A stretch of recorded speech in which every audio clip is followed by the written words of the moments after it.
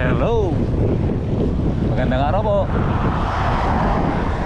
Kung kayo po ay mahilig sa pamimisikleta o nanonood sa mga namimisikleta, samahan niyo po ako.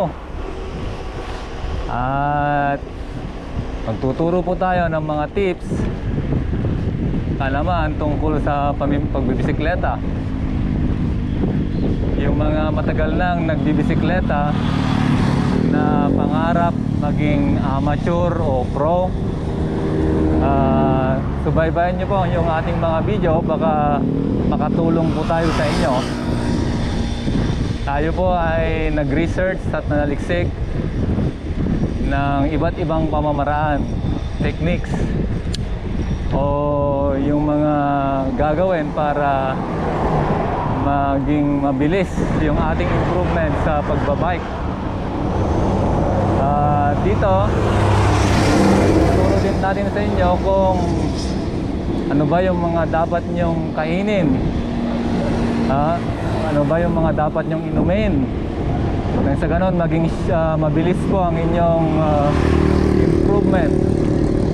Alam ko na ilan sa inyo ay nakikipag-compete o sumasali na po sa mga race, bike racing. Pero alam ko na mayroon kayong target time, target speed, at yung lakas na inaabot. Pinagdaanan ko rin po yung mga yan. Pero nakita ko na hindi lang pala basta nagbabike ka, hindi lang pala basta pedal ka ng pedal, hindi lang pala patuloy sa pag-iinsayo, kundi pinag-aaralan ito at pinagplaplanuhan.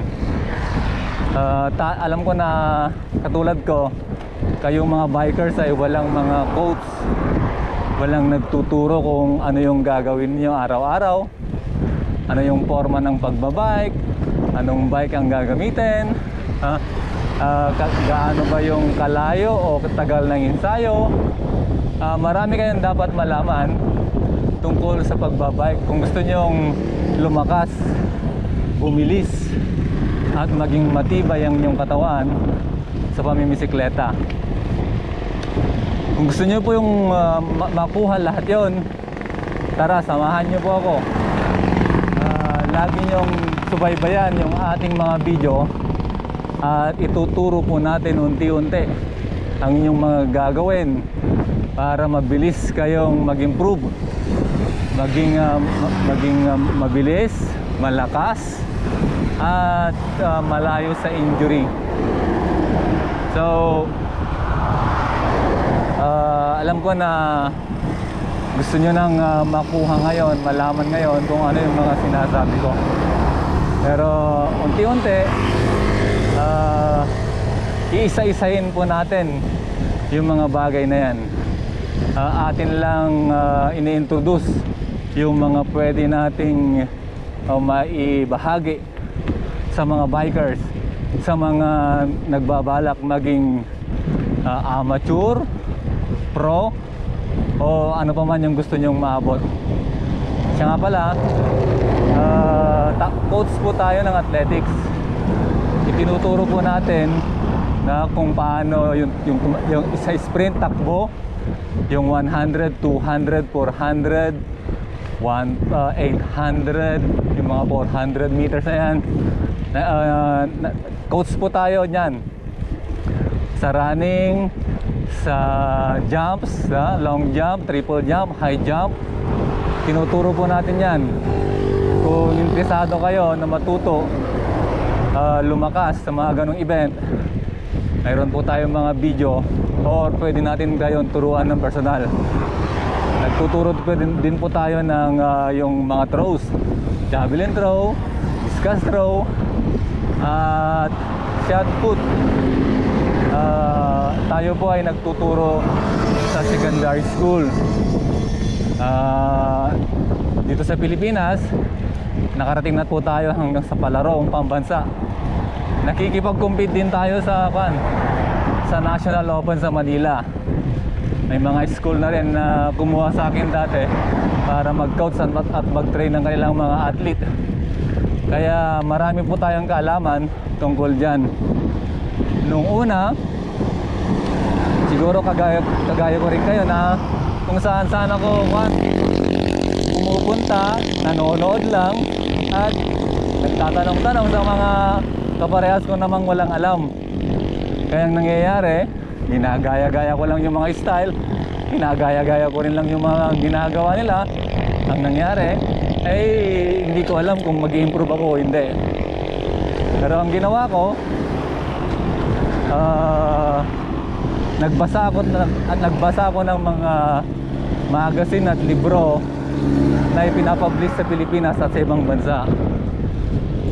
Nag-invest talaga ako sa reading. Kaya ako nagawang mag-shortcut yung napabilis yung aking improvement dahil doon.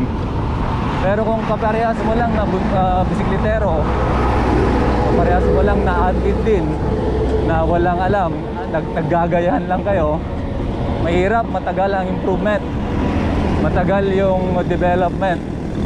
Kailangan na may magturo sa inyo na mas magaling at alam niya yung tinatawag na hindi lang yung theory kundi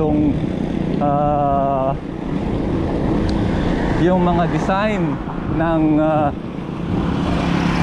training, ano ba yung mga gagawin, at hindi lang dapat yung magaling sa design ng training kundi kabisado rin niya yung nutrition. Sa anumang lakas mo, anumang galing mo sa training, kung hindi naman tama yung kinakain mo, kukulang sa nutrition yung mga kinakain mo, mahihirapan ka at madidelay yung improvement. So sa anumang event, sa anumang mga sports na sasalihan mo, especially biking, pinag-aaralan yan. Though nakakatulong yung ensayo, pero ito yung sasabihin ko sa inyo. Sa ensayo, kailangang magsama ang physical at mental. Napaka-importante nun. Kailangan maturuan ng ating isipan yung ating katawan. At nang sa ganon, may sagad natin yung kanyang limit at lumakas ng lumakas. So I hope na yung video ito ay makatulong sa mga aspiring athlete, especially sa mga gustong mag-cyclist, gustong mag-runner, pati basketball. Tuturo ko din kung paano pataasin ang talon. Dahil ako mismo nasubukan kong tumalon ng 24-inch ang taas, 24 hanggang 26. Nasubukan ko yan. Nasubukan kong bumitin sa ring hanggang sa mag-dunk sa mga medyo mabababang ring. Kaya kung kayo ay mga aspiring athlete, dapat tumutok kayo sa mga video natin, pag-aralan nyo at pakinggan nyo yung ating mga sinasabi, nang sa ganon makasakaling makatulong sa inyo at magpabilis ng inyong improvement, magpalakas at magdagdag ng inyong speed, endurance at power. Napaka-importante yon. Sa ensayo, kung minsan endurance lang yung ating bandon. Pag ensayo ka ng ensayo, parang endurance lang yung mini-maintain o parang ini-ensayo mo doon. Pag-aralan nyo kung paano magdagdag ng speed at power. Napaka-importante yon. Dapat magkasama yung tatlo, yung endurance, speed at power. Dahil kung endurance lang, mahina, matagal. Pero kapag pagsasabayin mo yung tatlo na iinsayuhin, na pag-aaralan kung paano mapataas yung iyong endurance, mapataas ang iyong power, at madagdagan ang iyong speed. Sinisigurado ko na sa madaling panahon magiging hindi lang amateur o pro ka kung yun ang ambisyon mo sa pagiging atleta. So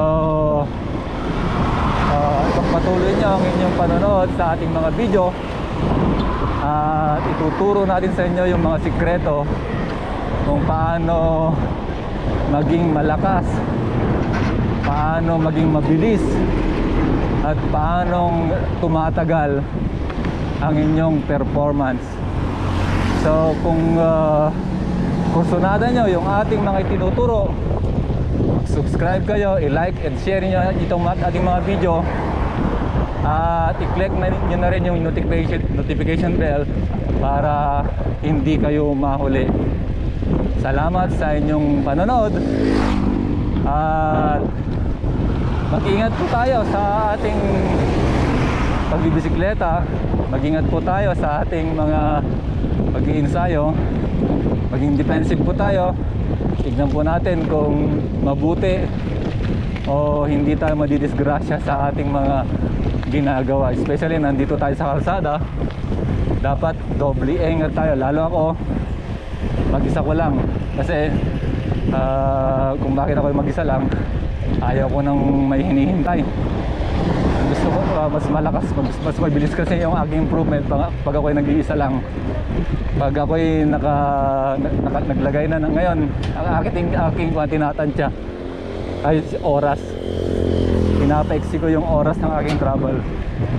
Pero sa mga susunod na araw, maglalagay na rin ako ng speedometer, yung cyclocomputer, para makita ko, ma-determine ko yung aking performance at kung gaano kabilis yung aking development. Anyway, yung aking ginagawa, hindi na ako nag-aspire na maging cyclist, kasi pinagdaanan ko na rin yan. Hindi na ako nag-aspire na maging runner, kasi noong nakaraan 20 years ago, nag-top 10 na rin ako sa mga nasubukan ko na rin mag-top 10 yung mga kasama sa mga bibilis, malalakas na runner. Sa mga susunod na video, babanggitin ko sa inyo kung sino yung mga naging kabats ko sa running dati. Kaya lang, hindi ako nagtuloy dahil nakita ko na hindi naman ako runner, at wala akong mapapala kung gagawin kong trabaho ang pagtakbo. Pero sa health, napakaganda, kaya bumabalik-balik ako sa pagtakbo at pamimisikleta, kasi napakalaking tulong ito sa ating kalusugan. Kung gusto nyo mabuhay ng malakas at medyo mahaba-haba, mag-jogging kayo,